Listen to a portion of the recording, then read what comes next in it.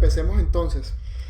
¿Qué habla Jesús de la disciplina? Dice, si tu hermano peca contra ti, repréndele con uno, después repréndele con dos y tres, y si no, tómalo como gentil y publicano. Entonces, si tomamos desde el 15 hasta el 20, podemos decir, esto es lo que tenemos que hacer como disciplina. Si un hermano peca, vamos con uno. No escucha, vamos con dos o tres. Y si no escucha, lo llevamos con toda la iglesia. Y si no escucha toda la iglesia, lo tomamos como gentil y publicano, lo echamos para afuera, lo descomunicamos. Bye, hasta luego. Pero, si te das cuenta del contexto, podrías estar cometiendo un grave error al hacer esto, sin hacerlo con las pautas que Jesús determinó. Entonces lo que vamos a hacer es que vamos a hacer una lectura de Mateo 18 desde el 1 hasta el 20 y vamos a ver qué Jesús determinó para que esta disciplina fuera válida y qué acarrea espiritualmente esta disciplina, porque sí tiene un contexto espiritual. Entonces si empezamos en Mateo 18:1, búsquenlo en su Biblia, en su teléfono, vemos que empieza con una pregunta: ¿quién es el mayor? En aquel tiempo los discípulos vinieron a Jesús diciendo, ¿quién es el mayor en el reino de los cielos? De alguna manera ya se habían dado cuenta que no se trataba de ser mayor en el reino de la tierra, porque Jesús no era muy grande en el reino de la tierra. Más bien era bastante odiado, no tenía casa, no tenía dónde recostar su cabeza, no buscaba qué comer, trabajaban eventualmente en cosas, recibían limosnas, pero eran personas que simplemente caminaban y multiplicaban panes porque no tenían con qué comer ellos ni con qué alimentar a las personas. Entonces no se trataba ya de una grandeza en la tierra, se trataba de una grandeza en el reino de los cielos. ¿Quién es el mayor en el reino de los cielos? Y llamando Jesús a un niño, lo puso en medio de ellos y dijo, de cierto os digo, que si no os volvéis y hacéis como niños, no entraréis en el reino de los cielos. Y entonces las personas leen esto y dice, hay que ser como niños.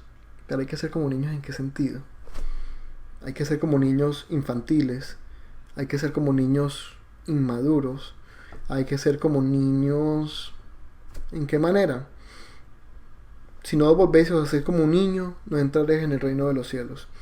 Así que cualquiera que se humille como este niño es el mayor en el reino de los cielos, y cualquiera que reciba en mi nombre a un niño como este, a mí me recibe. Ahí está la pauta. Vamos a ser como un niño, ¿en qué sentido? Vamos a ser como un niño, en que nos vamos a humillar como un niño, en el sentido de cómo se humilla un niño. Un niño cree cualquier cosa. Un niño no duda. Un niño no... Simplemente tú le dices que Santa Claus existe y hasta que no se da cuenta lo cree. Un niño piensa que su papá es un superhéroe. Un niño piensa muchas cosas que pueden ser simplemente fantasía. Y entonces yo te digo ahora que ¿qué es creer en Jesús sino una fantasía humana? Porque así nos dicen los ateos, así nos dicen las personas que van en contra de nuestra creencia. Y es verdad. Puede ser verdad, nosotros tenemos una seguridad de que no es verdad, nosotros tenemos una seguridad de que Jesucristo nació, vivió una vida perfecta, murió, resucitó el tercer día y por eso nosotros recibimos salvación por medio de su sangre. Él pagó el pecado por nuestros pecados, Él pagó el pago por nuestros pecados. Pero nosotros lo vimos, no, nosotros no lo vimos. Nosotros solamente tenemos un escrito y una gente que nos lo predicó un día y que lo creen de una manera increíble y nosotros decimos creerlo también. Pero no lo vimos, no tenemos seguridad. Yo siempre que hablo sobre los apóstoles, una de las pruebas que le damos a los ateos, y ya estoy yendo al lado más escolar, es que los apóstoles, unas personas que tenían pánico, unas personas que iban a ser asesinadas como Jesús, unas personas que eran amenazadas, o sea, Pedro negó a Jesús 3 veces porque tuvo miedo de tener lo mismo que le pasó a Jesús. Unas personas que tenían miedo, de repente dicen que ven a Jesús y de repente se llenan de fuerza y se llenan de poder, el poder del Espíritu Santo que vino en el Pentecostés para predicar de un hombre que nadie sabe que resucitó. Nadie, o sea, solamente te lo tienen que contar y lo tienes que creer porque nadie lo sabe, nadie lo vio, solamente ellos lo vieron. Entonces yo digo, ¿ellos tenían fe o tenían seguridad? Ellos tenían seguridad, ellos vieron a Jesús, ellos tocaron sus heridas y por esa misma seguridad y por el poder del Espíritu Santo fueron que ellos predicaron de Jesús. ¿Y qué nos dice Pedro en primera de Pedro? Bendito el que no lo vio y creyó, porque ese es el poder del Evangelio. En Romanos 1 dice Pablo, no me avergüenzo del Evangelio porque el Evangelio es poder de Dios para salvación. Porque es poder de Dios, porque estamos creyendo en algo que pudiera ser una fantasía. Podemos estar creyendo en Peter Pan, podemos estar creyendo en Superman, podemos estar creyendo en Aquaman. Estamos creyendo en algo que no vimos y que simplemente nos contaron. Pero el poder del Evangelio le ha dado a muchas personas tanto poder y tanta fuerza para incluso dar su vida por Cristo, y están dando la vida por alguien que no vieron. Pedro sí lo vio, Pedro sí creía, Pedro sabía que el mismo poder que resucitó a Cristo lo va a resucitar a él en el día postrero. Pero las otras personas no lo vieron resucitar y sin embargo creyeron como él. Este es el poder del Evangelio. Tenemos una seguridad que no nos la da nadie, que dice que es la fe, la certeza de lo que no se ve, esperar lo que viene, porque es una esperanza, porque no lo vemos. Si nosotros lo viéramos allá lejos a Jesús ya diciéndonos así, pues ya nosotros sabemos que está ahí, tenemos seguridad. No sabemos, simplemente tenemos una esperanza de que cuando moramos lo vamos a ver y nos vamos a deleitar en Él. Y si perdemos nuestra vida por Él, y si entregamos a nuestras familias por Él, y si entregamos riquezas por Él, y si dejamos trabajos por Él, y si dejamos oportunidades por Él, todo eso nos será recompensado cuando lo veamos a Él, porque Él es más valioso que el oro que perece, dice Pedro en Primera de Pedro. Esto es humillarse como un niño. Creer en Jesús es ser como un niño. No puede ser un adulto racional ante Jesús. Es una creencia que por eso a las personas ateas que quieren ser científicas y que quieren ser maduras no les cabe en la cabeza, y para ellos es ilógico. Y claro, es ilógico porque no es lógico, es teológico, es la lógica de Dios. Es una lógica que entra en nuestros corazones y toma control de nuestras vidas.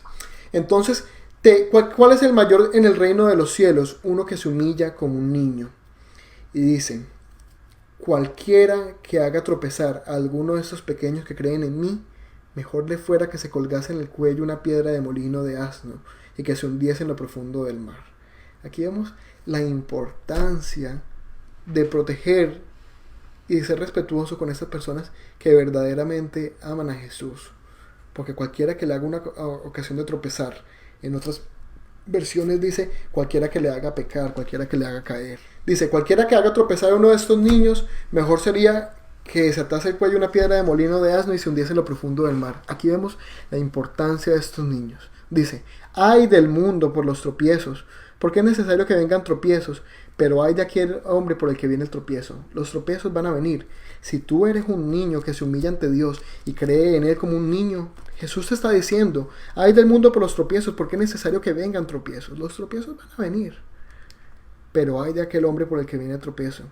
Y deberíamos nosotros tener mucho cuidado de no ser el tropiezo ante nuestros hermanos que creen en Jesús y que pueden estar equivocados en cualquier cosa. Y por eso vamos a ver qué manera nos dice Jesús que deberíamos juzgar y deberíamos reprender y deberíamos enseñar.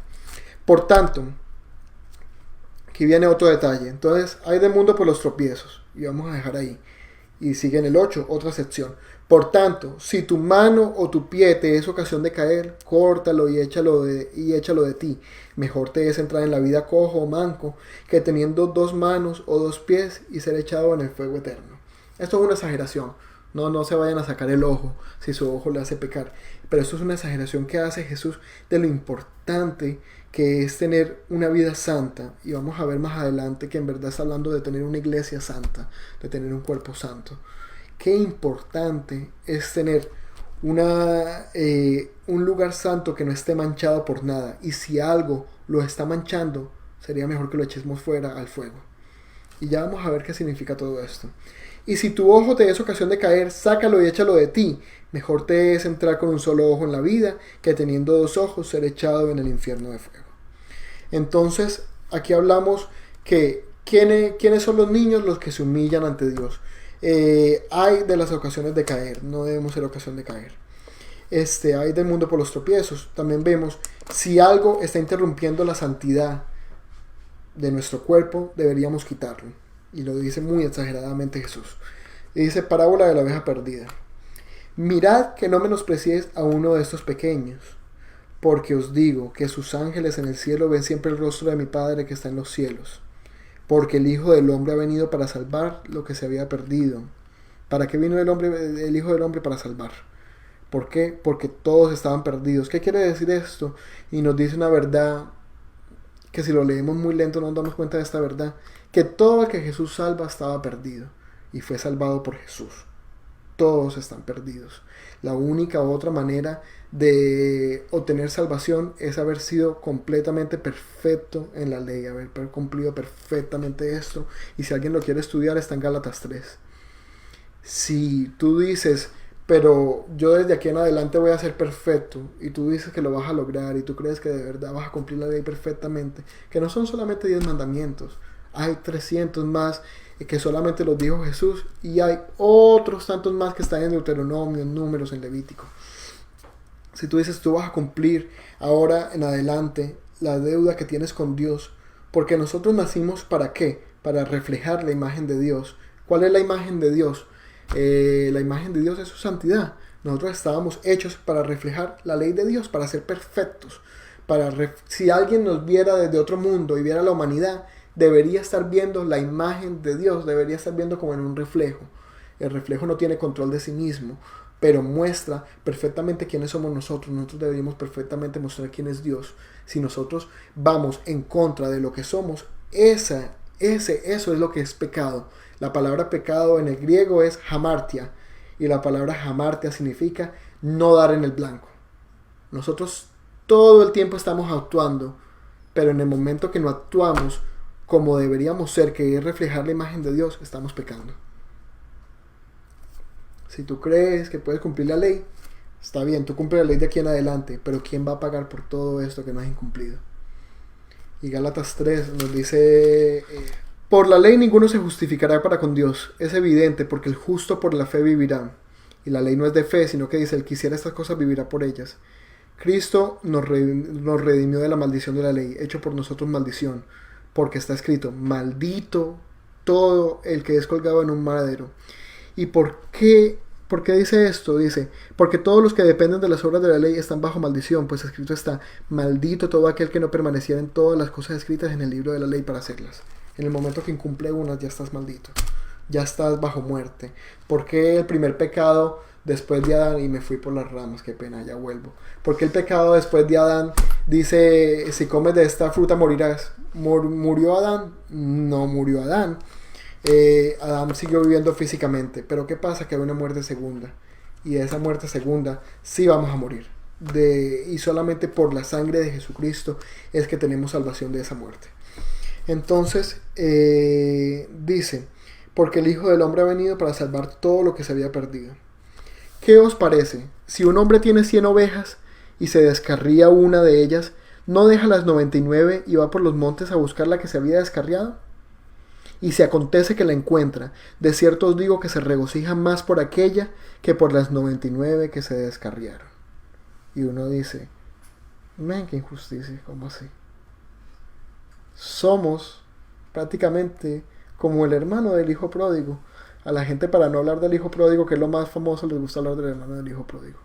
El hermano del hijo pródigo, vino el hijo pródigo, y el padre se regocijó tanto, hizo una fiesta, mató el mejor cabrito, y hizo esto, y el hijo viene y le dice, y yo siempre he estado aquí ayudándote, y tú nunca me has hecho una fiesta, ni me has dado un cabrito para que yo festeje con mis amigos. Y vemos esto como que esto es justo, porque es verdad, o sea, este siempre fue fiel, y no le dieron nada. Y ahora nos dice Jesús que el buen pastor se regocija más por aquella que por las 99 que no se descargaron. Pero ¿de qué nos tenemos que dar cuenta?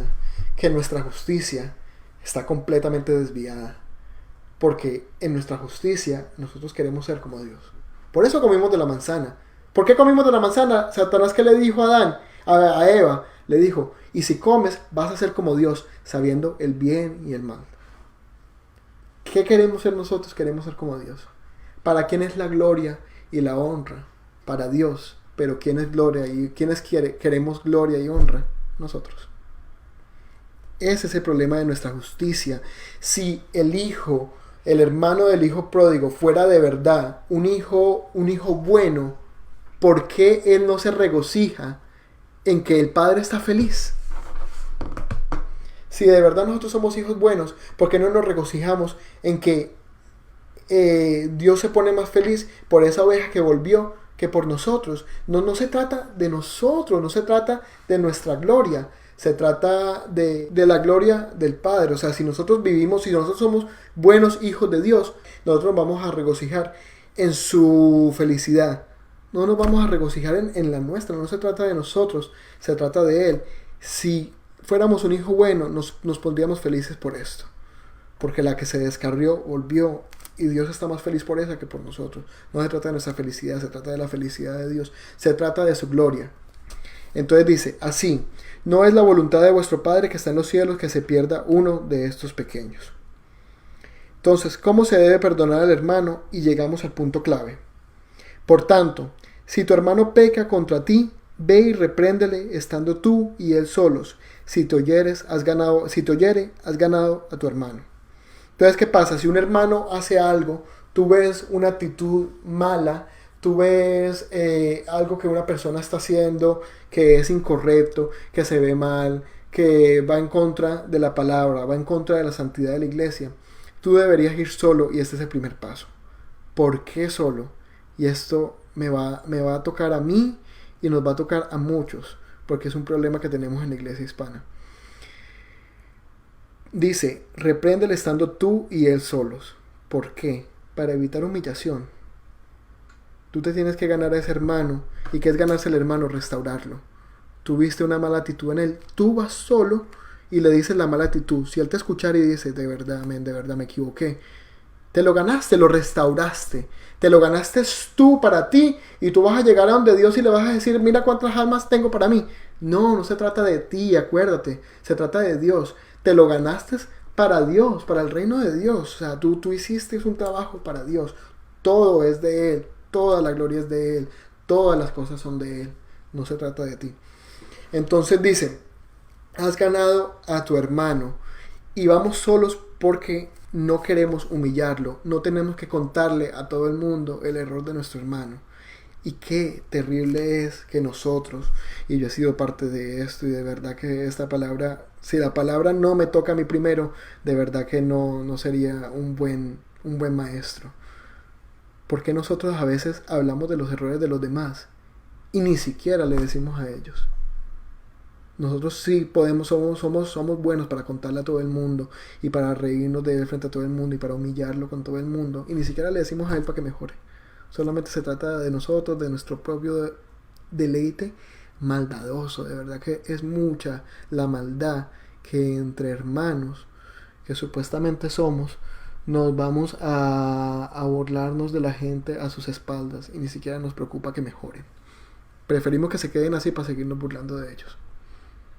Y esto no te lo digo para ser duro contigo, porque esta palabra también es dura conmigo, porque yo también he tenido esta maldad bastante. Así que, ¿cuál es el segundo paso en reprender a un hermano que hizo algo malo que tuviste? Si no te oyere, entonces toma contigo uno o dos, para que en boca de uno o dos o tres testigos conste toda palabra. Aquí Jesús está haciendo un uso del Antiguo Testamento. El Antiguo Testamento, Deuteronomio 19:15, por la ley. Acordémonos que Jesús no vino a romper la ley, Jesús no vino a cambiar la ley, Jesús vino a cumplirla toda. Y nosotros estamos bajo la ley para santidad. Nosotros no cumplimos la ley para salvación, porque eso ya terminó. Eso ya estamos destituidos todos. Nosotros cumplimos la ley porque amamos a Dios. Y porque si amamos a Dios y amamos a Jesús, lo tenemos como Señor. Y como Señor, ¿qué es? Como nuestro Señor, como nuestro Rey. Y no vamos a decirle, oh Rey amado, si no hacemos lo que Él dice. Sería una simple cosa ilógica. Y lo que Él dice, lo dice en su palabra y en sus mandamientos. ¿Por qué dice toma uno o dos o tres testigos? Dice Deuteronomio 19:15, si lo quieres anotar. No se tomará en cuenta a un solo testigo contra ninguno en cualquier delito ni en cualquier pecado, en relación con cualquier ofensa cometida. Solo por el testimonio de dos o tres testigos se mantendrá la acusación. Así que si esto ya se fue a mayores, porque el hermano no te escuchó a ti, pero tú sabes que tú estás correcto, habla con dos o tres. Pero vas a hablar con dos o tres, ¿quiénes? Porque entonces si vamos a hablar con dos o tres que simplemente se van a burlar y no van a hacer nada, ¿qué sentido tiene? Si vamos a hablar con 2 o 3 que no son maduros en la palabra de Dios, ¿qué sentido tienen? ¿Qué pueden hacer? ¿Qué nos pueden enseñar? Porque si solamente vamos a ir con lógica humana, tenemos que entender que no hacemos nada en nadie. Nosotros no somos los que cambiamos los corazones, nosotros no somos los que corregimos, nosotros no somos los que hacemos todas estas cosas en las personas. Pero yo les voy a decir quién es el que hace todas estas cosas en las personas. Dame un segundito, déjame buscar segunda de Timoteo.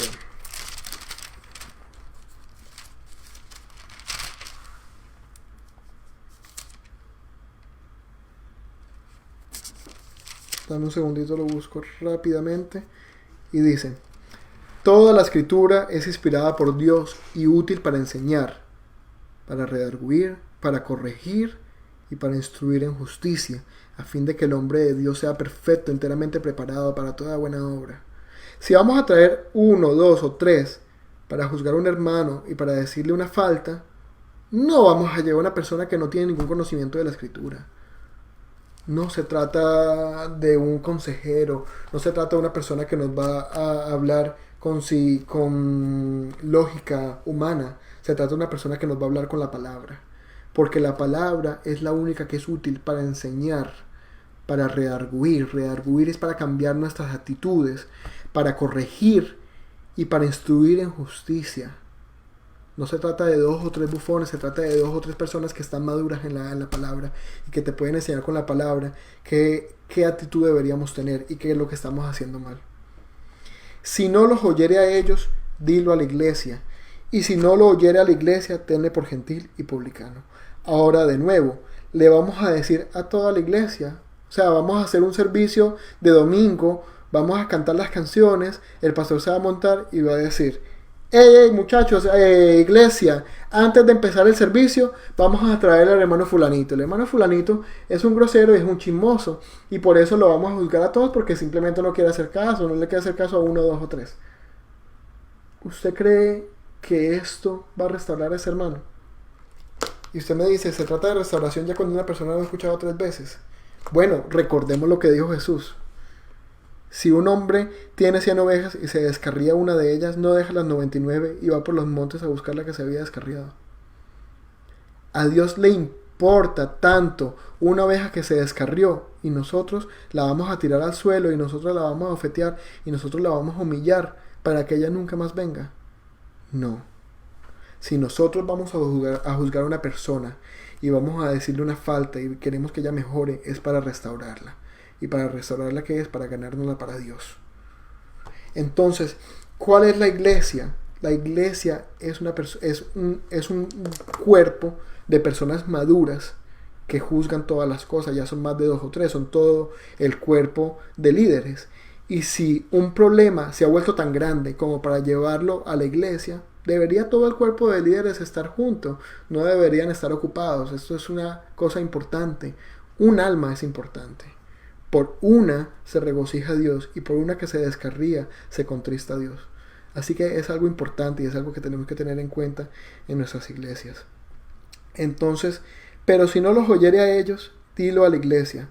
Y si no lo oyere a la iglesia, tenlo por gentil y publicano. Y esto no es cualquier cosa. Los gentiles simplemente no podían entrar al templo para hacer los rituales de purificación y de todas estas cosas. Pero podían entrar a las sinagogas, sí podían entrar a las sinagogas.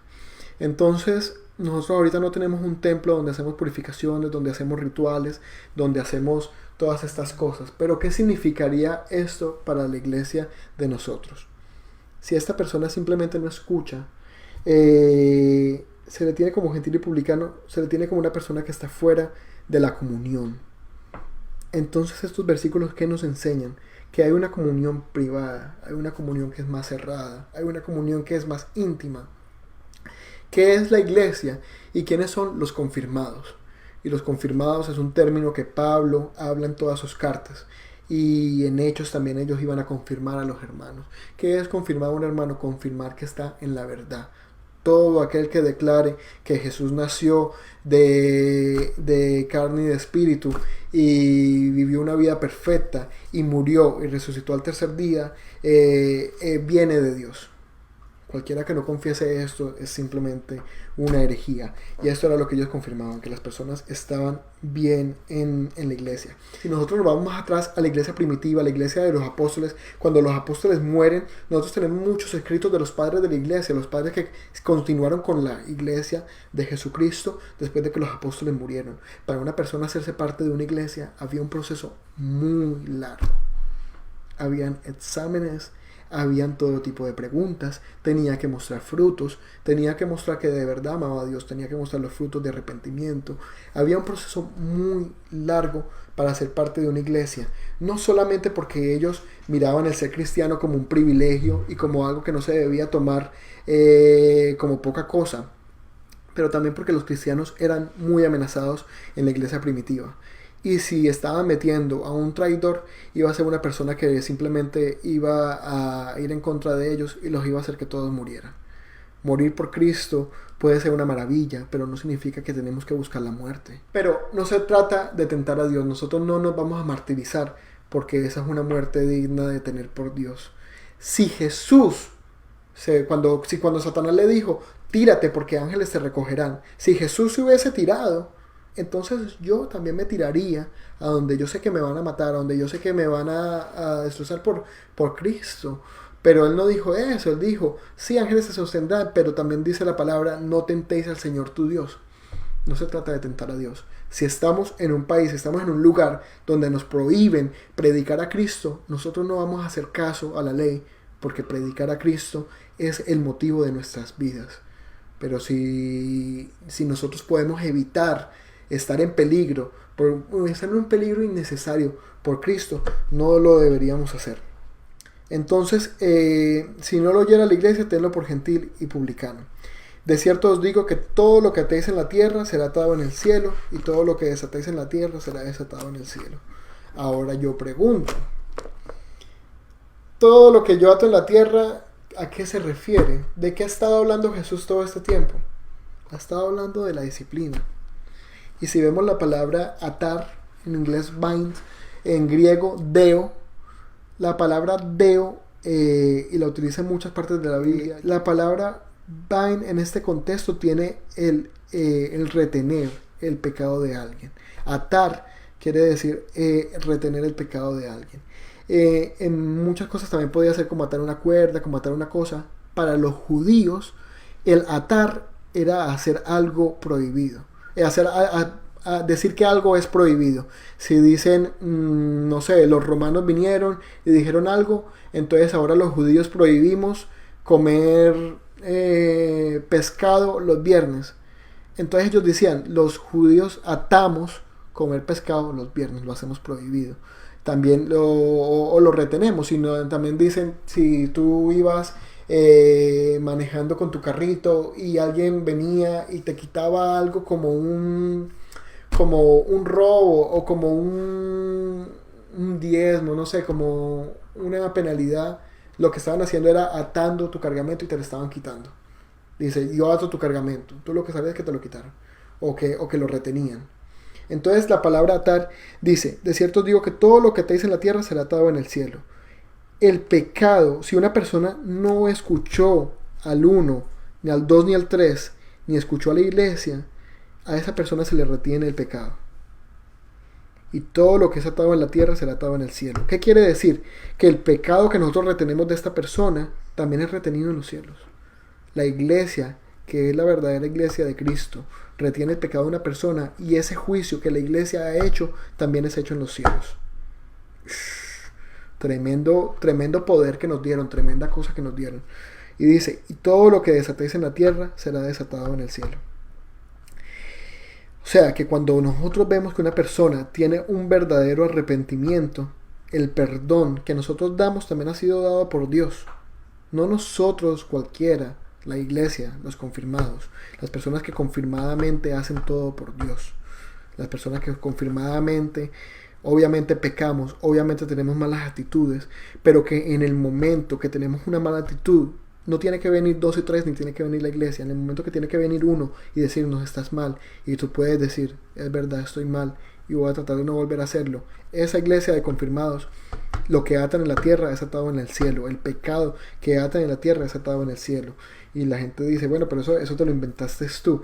No, Juan 23 también le dice Jesús a los discípulos, hablando de esto, pero desde el libro de Juan. Y aquí Juan lo dice mucho más claro. Y lo vengo a decir en Juan para que no nos quede duda. Porque de verdad que después de esto no me gustaría que nadie siga diciendo esto, que no es un pecado de muerte, pero es algo mal dicho. No es algo bíblico. No es lo que nos está diciendo la Biblia de verdad. Dice,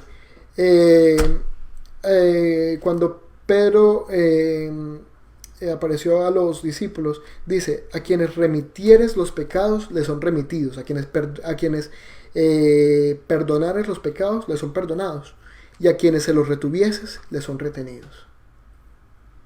Jesús está afirmando la palabra de Mateo 18. No se trata de atar cualquier cosa. Yo no digo, yo ato ese negocio y ese negocio es mío.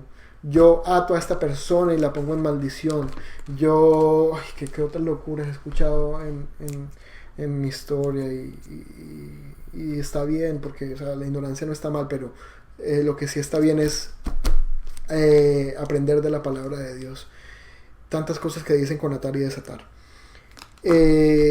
Dice, otra vez os digo, que si dos de vosotros se pusieran de acuerdo en la tierra acerca de cualquier cosa que pidieran, les será hecho por mi Padre que está en los cielos. Entonces, ahora viene, todo va a ser hecho. Bueno, si todo va a ser hecho, ¿con qué condición? Porque donde están dos o tres congregados en mi nombre, allí estoy yo en medio de ellos. Entonces, ¿son dos o tres cualquiera que se reúnen a pedir cualquier cosa? No. Son dos o tres que están bajo la justicia de Dios. Son dos o tres que están tomando una decisión bíblica. Son dos o tres que han estudiado la palabra para tomar una decisión. Porque ¿cuál es el nombre de Jesús? ¿Qué es Jesús? Vamos a recordar quién es Jesús. Dice, en el principio era el verbo, y el verbo era con Dios, y el verbo era Dios. La palabra, esto es Jesús, esto es lo que nos dejó, para que nosotros podamos hacer un juicio justo, para que nosotros podamos vivir una vida justa, para que nosotros podamos aprender del plan de salvación que Dios ha tenido con nosotros. Estar en la palabra de Dios, es estar en su nombre, estar en el nombre de Jesús. Y dice, y allí yo estoy en medio de ellos. Jesús no está en el medio de dos o tres personas que simplemente se sientan a orar. No se trata de eso. Se trata de que Jesús, la decisión que dos o tres personas toman en la justicia de Dios, es la misma decisión que Dios ha tomado en los cielos. Pero esto es una responsabilidad muy grande, porque nosotros podemos decir que estamos en Dios y poder estar haciendo locuras. Y entonces yo te digo, y eso es una responsabilidad muy grande y un peligro muy grande. Y tú me dices, pero ¿por qué? Bueno, volvamos a leer todo de nuevo. Porque entonces dice, ¿qué pasa si tú haces un juicio injusto? ¿Qué pasa si tú supuestamente estás en el nombre de Dios y estás haciendo cosas que no tienen nada que ver con la palabra y estás haciendo juicios que no son los juicios de Jesús? Dice, ay del mundo por los tropiezos. Cualquiera que haga de tropezar a alguno de esos pequeños que creen en mí, mejor le fuera que se colgase al cuello una piedra de molino de asno y que se le hundiese en lo profundo del mar. Tú tienes una responsabilidad de, antes de tomar un juicio injusto, investigar bien lo que está pasando. No se trata de favoritismos, no se trata de hijos, de hermanos, de familias, no se trata de la mano derecha y la mano izquierda de la iglesia. Se trata de una investigación bien hecha para hacer un juicio justo. No sea que tú, con tu juicio, supuestamente bajo la palabra de Dios, vayas a dañar a uno de esos pequeños. Mejor sería que te atases una piedra de molino y que te hundieses en lo profundo del mar. Todo esto está hablando en relación con la iglesia. Dice, bueno, entonces yo no quiero hacer un juicio injusto. Mejor no lo voy a hacer. No, sí tienes la responsabilidad de hacerlo. Si tú estás en la palabra de Dios y tú eres parte de los confirmados y tú juzgas con la iglesia, tienes la responsabilidad de hacerlo, porque dice, por tanto, si tu mano o tu pie te es ocasión de caer, córtalo y échalo de ti. Mejor te es entrar en la vida cojo o manco que teniendo dos manos o dos pies y ser echado en el fuego eterno. cualquier cosa que está dañando la santidad de la iglesia, la santidad del cuerpo de Jesús. ¿De qué somos el cuerpo? El cuerpo de Jesús, que crecemos juntamente y nos ayudamos a uno juntamente. Porque si a ti te duele un dedito meñique del pie, ese dedito es insignificante. Si lo perdieres no pasa nada, pero si te lo golpeas, lo cuidas y lo proteges. Y si te sale un hongo en un dedo, aunque es un dedo que tal vez es insignificante y que no hagas mucho con él, lo vas a cuidar y le vas a comprar crema y te vas a gastar lo que te tengas que gastar, porque tú quieres cuidar todas las partes de tu cuerpo. Nosotros también queremos cuidar todas las partes de nuestro cuerpo, de la iglesia de Cristo. Hacemos un juicio con cuidado de que no vayamos a hacer un mal, pero si algo nos está haciendo daño, hay que extirparlo. Así como a mi novia, mi prometida, la vesícula le estaba haciendo daño y le estaba causando dolores y le estaba causando cosas y no sabíamos por qué, pensábamos que era gastritis, pensábamos que era un montón de cosas. Cuando fue al médico, le tomaron los rayos X y se dieron cuenta que era la vesícula y que no había salvación para esa vesícula, se echó fuera, se sacó, se extirpó y esa vaina se botó o se quemó, yo no sé qué hacen con los órganos. No nos quedamos con él. Si se hubiera quedado en el cuerpo, hubiera sido una causa de dolor y hubiera sido una causa que podría hacer mucho más, podría explotar y podría morir. Y asimismo, nuestra iglesia necesita ser cuidada en santidad. Tenemos que hacer un juicio justo. Y el juicio que hagamos, recordemos que lo tenemos que hacer para restauración. No se trata de ser rudos con el cuerpo de Cristo, no se trata de ser groseros con el cuerpo de Cristo, no se trata de echar de una manera grosera, se trata de decir que ya no forma parte de la comunidad de confirmados. Si una persona quiere venir a escuchar la palabra, está bienvenida, pero hasta que no muestre frutos de arrepentimiento, no debería estar en la comunidad más íntima, porque el pecado de esta persona va a contaminar a la iglesia de Cristo. No, la iglesia no puede estar contaminada, pero se le tiene que decir de una manera en restauración, y los brazos siempre tienen que estar abiertos para consejería, para hablar, para que la persona muestre los frutos de arrepentimiento. Entonces, la disciplina en la iglesia se tiene que hacer, se tiene que hacer. Si algo te hace de tropiezo, sácalo y échalo fuera. Se tiene que hacer con cuidado, sí. No vaya a ser que pongas tropiezo a uno de estos pequeños. Y si alguien viene de nuevo y muestra arrepentimiento, ¿se debe recibir? Sí, se debe recibir, porque más se alegra Dios por este que volvió que por los que han estado y nunca se han ido. Y nosotros tenemos que tener envidia o tenemos que tener orgullo, porque ¿por qué se va a regocijar por este pequeño que volvió y no por mí que he estado fiel siempre? Sí, tenemos que tener felicidad, porque nosotros amamos la felicidad del Padre. Nosotros no se trata de nuestra propia felicidad, no se trata de nuestra propia gloria. Entonces, ahora para terminar, voy a leer algunos momentos donde se utilizó la disciplina en el Nuevo Testamento, donde los apóstoles utilizaron la disciplina que Jesús puso. Primera de Corintios 5. Y Primera de Corintios 5 lo escribe Pablo, y Pablo es bastante durito. Y así como yo soy durito de carácter, Pablo es bastante durito de carácter. Y dice: de cierto se oye que hay entre vosotros fornicación, y tal fornicación que cual aún se nombra entre los gentiles. O sea, hay una fornicación en su iglesia que ni la gente de afuera se le ocurre hacer. Y dice: tanto que alguno tiene la mujer de su padre. Estaba grave la vaina. No voy a leer todo, pero dice: el tal sea entregado a Satanás para destrucción de la carne. Obviamente no literal, obviamente no llamaron: hey Satanás, vení a destruirlo. Pero ¿cuál que era ser entregado a Satanás? Sáquenlo fuera de la iglesia. Chao, fuera de la iglesia. Y a fin de que el espíritu sea salvo en el día del Señor Jesús, al fin de que Él muestre algún tipo de arrepentimiento.